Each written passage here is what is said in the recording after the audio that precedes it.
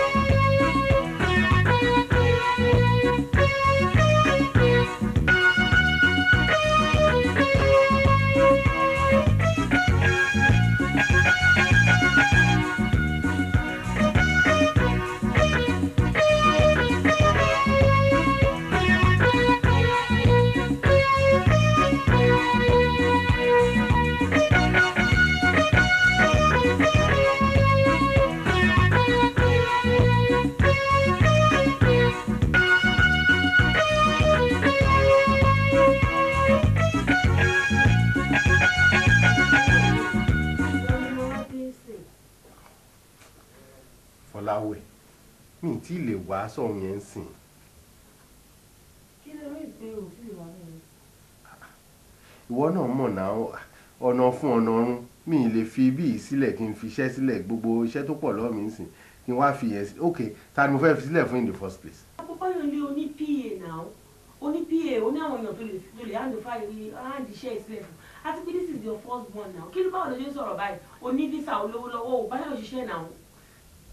Try kò tiẹ̀ listen sí mi mo mọ̀ pé mo ní PA ṣé o rò pé gbogbo nǹkan tí mo lè ṣe ni PAs mi lè ṣe ni kì í ṣe gbogbo ẹ̀ náà ó yẹ kó understand mi o. Báyọ̀ lé mi ò lè understand láíláí mi ò lè understand ẹ̀ o ní wá fúnjọ́ mẹ́jọ ọ̀sán fún iṣẹ́ òun báyọ̀ ṣe ní àbíṣẹ́ rẹ̀ kọ́ ló ṣe ni. My dear mo mọ̀ pé first born mi ni kì í ṣe pé mi ìfẹ́ wá fún ọjọ́ mẹ́jọ náà ó dàdí àgbọ̀ nǹkan tí mò ń sọ yìí ìwọ náà lè represent àwa méjèèjì náà ṣe bá àwa méjèèjì la bí kò mátà bóyá mo wà ń bẹ̀ àbí mi sí ń bẹ̀ náà. báyọ̀ ló ń kọ́ tó máa ṣe sí máa pe mọ́mí ń síra lè wọlé máa fi ẹjọ́ ẹ̀sùn wọn torí mi ọdún sáwọn tó mi mọ́rí tó mi ti ṣe mọ́lẹ̀ tó ṣe yìí. Fọláwọ́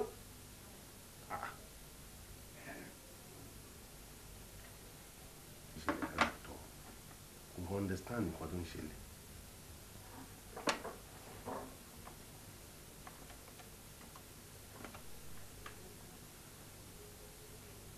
Engaged.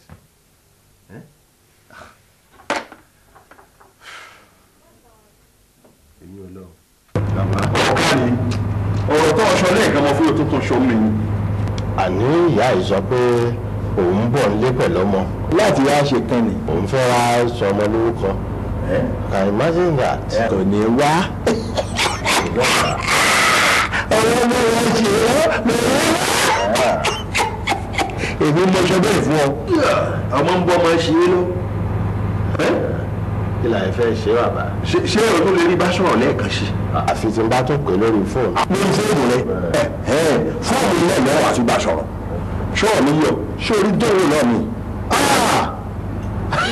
Ìdúró wò yìí. Orí tó bá da aago kan òru lọ́gbẹ̀dọ̀ tó o bá ti ṣí fóònù rẹ tó gbé etí ọ wà á fa wọn kálẹ̀ mẹ́ta ọ pàṣẹ fún pàṣẹ ní o tó o bá ti fẹ́ lọ́wọ́ òun ń wọ̀ bá tásìkò tí mo fẹ́ kọ́ wáyé ọ̀ wà ní kò tó bẹ́ẹ̀ ni kí ebi pẹ́ dọ́gba àsìkò tó o bá fẹ́ kọ́ wáyé ọ̀ sọ fún ibẹ̀ ni kọ́ máa wà ó dé gbà tó aláṣẹ ibẹ̀ bàbá. ẹ̀ẹ́dẹ̀ wíyẹ̀ ọmọ tí à ń wí. àwọn àgbàlagbà ní ṣakílélóró ṣakílélóró Àwùjalẹ̀ ló lè pè Àwùjalẹ̀ ló lè pè oró ṣakí àbọ̀bọ̀ ègbé Àwùjalẹ̀ àṣẹ nínú àṣẹ ẹ̀gbá. àṣẹ nínú àṣẹ ẹ̀gbá lè wò lọ́rùn bí a bá ti fa àwọn ẹ̀rẹ́ kan lẹ́ẹ̀mẹ́ta rà kọ́ọ̀ ló yọ wàá wà ìpàṣẹ lórí fóònù nítorí ọba ní fóònù bẹ́ẹ̀ ni èyí ẹ̀ sọ fún mi pé nígbà bá fẹ́ kọ́ wálé wọ́n wálé nígbà bá tọ́jú ọtọ́ ọba ìgbàtọ́ nígbà máa wo wọ́n wà lórí ilẹ̀ wà wá bá mi ní àhẹ́ kọ́ gbọ́dọ̀ bọ́ yí abẹ́rẹ́ gbọ́dọ̀ kọ́ ọ̀hún aṣọ kọ̀ọ̀kan ní kọ́ ọ̀hún àbọ̀ bẹ́ẹ̀ bẹ́ẹ̀ ṣe yí mi kò sí wàhálà kankan fún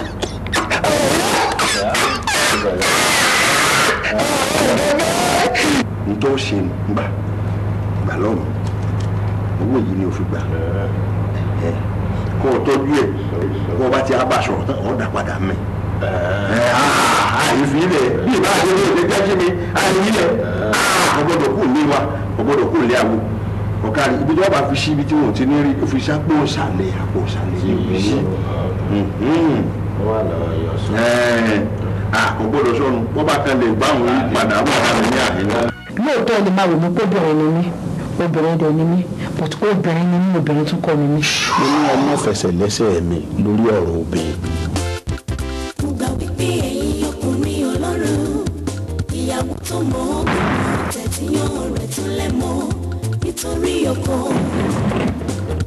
àìsàn tí mo máa ń ṣe àdùkẹ́ níjọ́sìn àìsàn lásán kọ́ wàràpá ni. wàràkìrì wàràpá. tuntun nítorí ọkọ. torí ọkọ obìnrin yìí gbìyànjú sàpàdé tó nígbà wọn máa ní bóyá ìyàwó ẹ̀ ló ń lò ó dẹni tó ń bá nítorí ọkọ káàsà sinimá tuntun nítorí ọkọ ẹ̀yin obìnrin kẹ́ẹ̀gò ẹ̀yà wo ni ó ọ̀gá Bello bàbá jìnnàdù bàbá sùwé adéwálé ẹlẹ́ṣọ̀ ọlọ́fààná olúbísí awópégbà abdulmalik ọlọ́runfẹ́mi madam sajẹ àjọkẹ́ aṣẹ́wótòrè London ìyàbọ̀ ọkọ̀ àti bẹ́ẹ̀ bẹ́ẹ̀ lọ sinimá tuntun nítorí ọkọ Jimar film production ló gbé jáde tó ń ta 26-28 ereko street Dùmọ̀tà 135-137 Nnamdi Azikiwe street Dùmọ̀tà telephone 080-366-91788 nítorí ọkọ sinimá ilé ìka màmá.